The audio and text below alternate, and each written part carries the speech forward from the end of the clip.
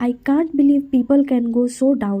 Trolling someone for their hard work really disgusting to see this. Some people are literally bullshit. They gonna troll each and everyone for each and everything. Trolling a lady who has won a trophy representing India achieving her dreams. Before judging someone, you should first look yourself in the mirror, and yes, I don't see anything wrong in her body. The ones trying to look cool by trolling Smriti Mandhana are just a bunch of insecure idiots who haven't achieved even half of her success. They question, judge and hate a woman when they can't match her. Body shaming Smriti Mandhana, she is a world champion, an absolute queen. These morons need a tight slap. How do we not know how to respect women achiever? It's shameful. कितने बकवास लोग हैं internet पर।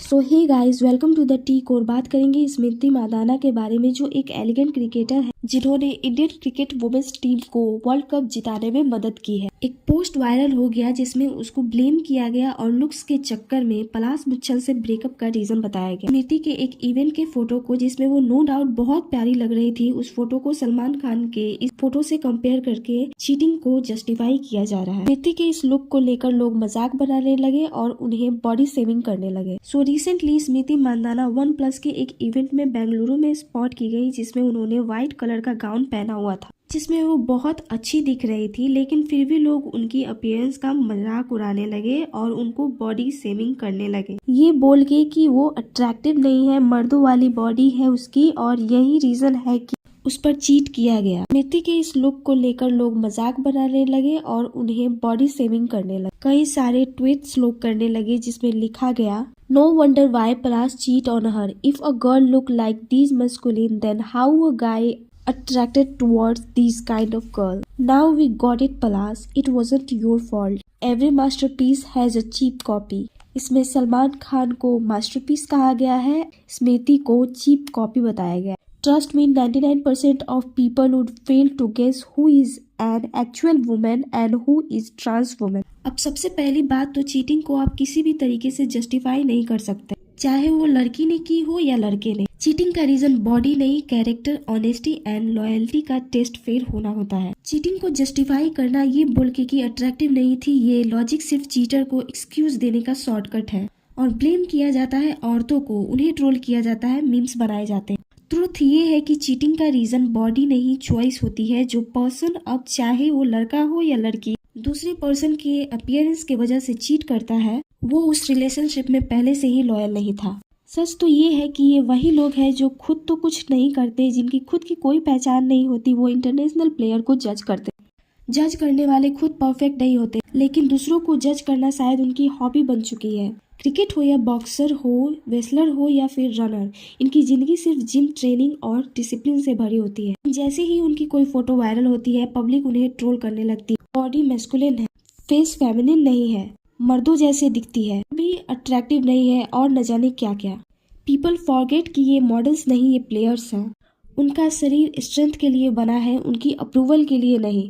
जरा सोचो, एक इंसान जिसकी सबसे बड़ी पहचान उसका टैलेंट है, लेकिन सोसाइटी उसे उसके बॉडी से जज करती है, जो खुद ग्राउंड पर 2 किलोमीटर दौड़ नहीं सकते हैं। लोग कैसे स्मृति के परफॉर्मेंस को भूल सकते हैं? और ये तब हो रहा है जब उन्होंने और उनकी टीम ने वर्ल्ड कप जीता। अगर ऐसी ही सेम सिचुएशन किसी भी मेल क्रिकेटर के लिए हो तो क्या उन्हें भी उतना ही हेट दिया जाएगा? उनके फैंस तो वहीं लड़ जाएंगे प्लेयर के लिए, और यहाँ पर फीमेल के लिए उनकी मेंटालिटी बाहर आ रही है। इसे कहते हैं टॉक्सिक माइंडसेट। फीमेल एथलीट का बॉडी स्ट्रेंथ का सिंबल है, डेडिकेशन का प्रूफ है और उनकी सालों की मेहनत का रिजल्ट है। उनका एम ब्यूटी कॉन्टेस्ट जीतना नहीं, इंडिया के लिए खेलना और जीतना होता है।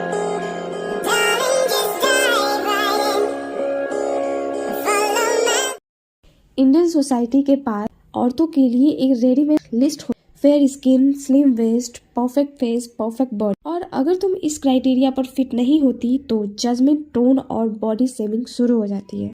और ये जो स्टैंडर्ड्स है वो आए हैं मूवीज एंड एड्स से, जिसमें परफेक्ट हीरोइन लुक दिखाया जाता है, फिल्टर्स और सोशल मीडिया से, जो कि 90% फेक परफेक्शन शो करता है। जरा सोचिए, अगर स्मृति मांधाना भी अगर हमारी इंडियन सोसाइटी के सेट किए हुए परफेक्ट बॉडी के प्रेशर में आ जाती तो क्या हमें ये चैंपियन प्लेयर मिल पाती? स्मृति ने कभी भी अपनी बॉडी को ग्लैमर के लिए नहीं बनाया है, फिटनेस और क्रिकेट के लिए बनाया है, और वो एक स्पोर्ट्स वुमेन है।